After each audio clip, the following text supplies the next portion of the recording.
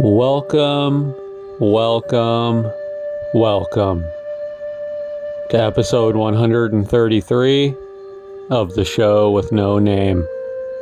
I'm your humble host, Nick, and today we're going to be exploring this awesome little old cemetery out here in the middle of nowhere in Washington State. This cemetery goes by the name of the Farmer Cemetery, but it also goes by the name of the Happy Home Cemetery. Let's get into this. I was really interested in the history of the area out here in Farmer, Washington, and I did some digging and a little bit of research, and I came across an article in the Empire Press that was written by Gloria Bond, and it reads, "The story begins in Germany in 1877.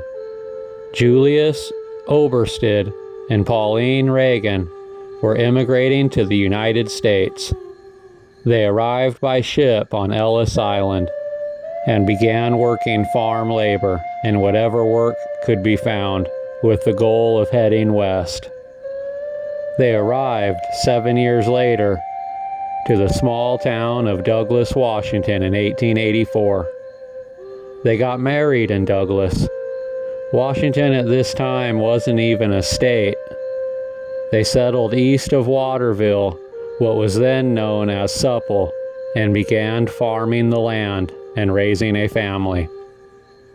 They owned 160 acres of land. They had to build a dwelling, dig a well, and improve upon the land. After these provisions were completed, they were deeded the land by the government. 5 children were born of this union: Anna, Fred, Mary, Augusta, and Pauline.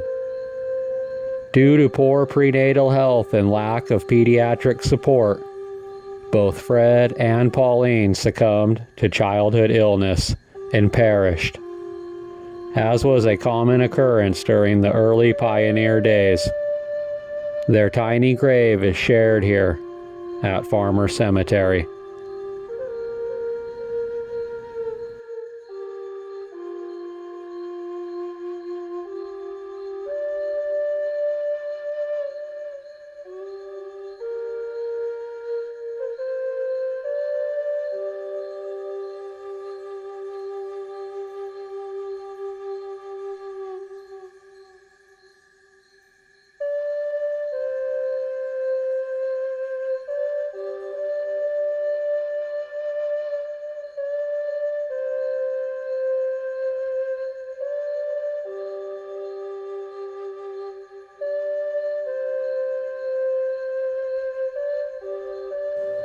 Benjamin Ludemann was born on September 25, 1843 in Germany.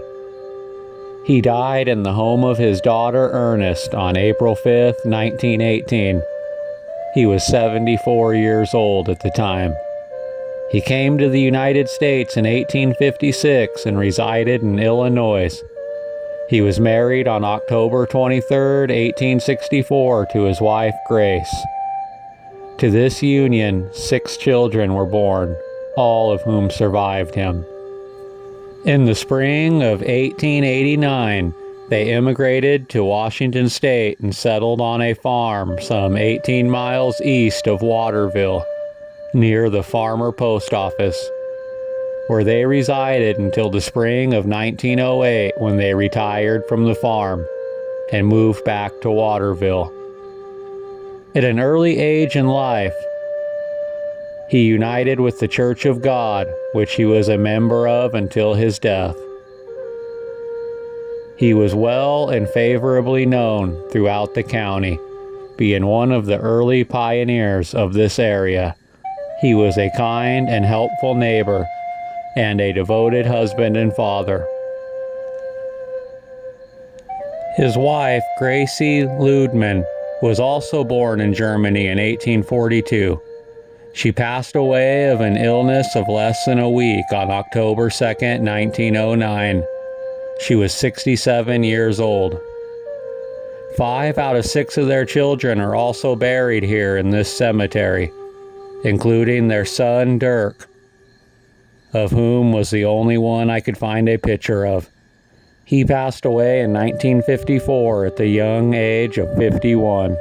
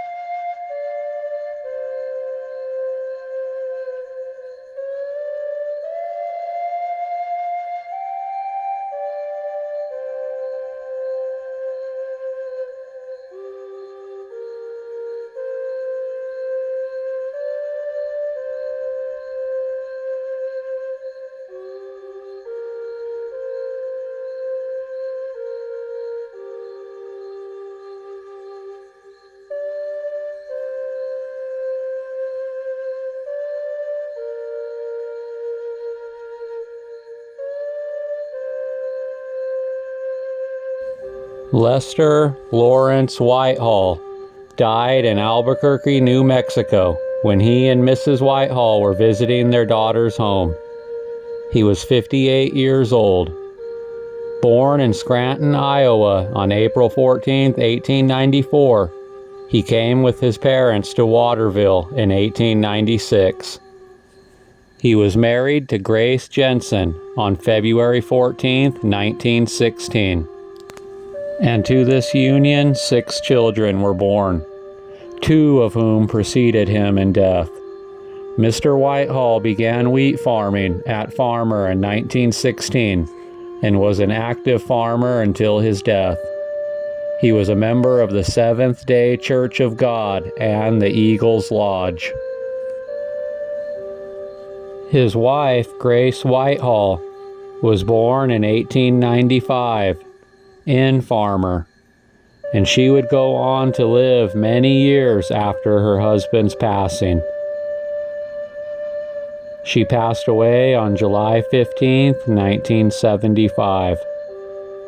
She was finally buried with her husband.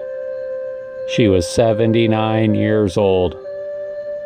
A few of their children are also buried here. The only one I could find any pictures of was of their daughter Vivian Whitehall, whom on October 4th, 1974, she would pass away at the young age of 40 years old. The Whitehalls were part of the second wave of immigrants that came out here to Washington State in 1889, the year that Washington State officially became a state in the United States of America. And what happened during that time is another wave of settlers came to the area.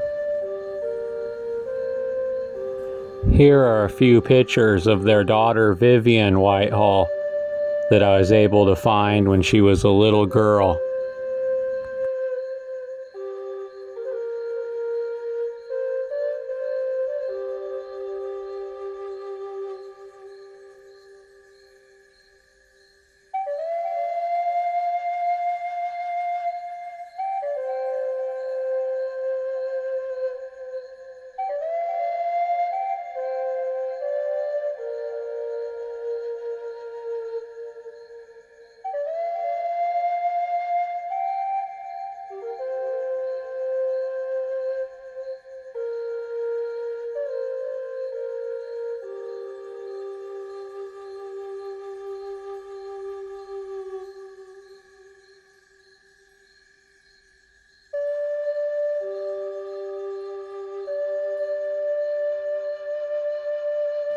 I'm going to end this episode today talking about Silas Willard Currier, and he was born in Lockport, New York on November 1st, 1833. The family moved to Ohio, where Silas was educated and remained for 17 years. In 1850, he would move to Michigan, where he engaged in farming for 40 years. Nothing but the ill health of some of the family led him from that old home place. But after he became located in Douglas County, he was convinced that there was no section which surpassed it. On July 1858, Mr. Currier would marry Miss Emily Hanford. Emily was born in Vermont on December 31st, 1833. They had 4 children together. In 1862, Mr. Currier enlisted in the Company G, 3rd Michigan Cavalry under Captain Quakenbush and Colonel Menton. He also fought as a member of the Army of Mississippi under General Grant. He took part in all of the active services from the time of his enlistment until the end of the war.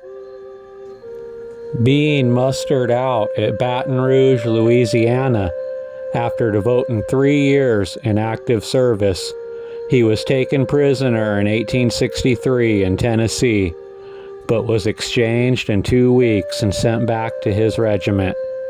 His wife would pass away on June 13, 1903. I don't know where she is buried. Silas would pass away on May 22, 1905. He was 71 years old.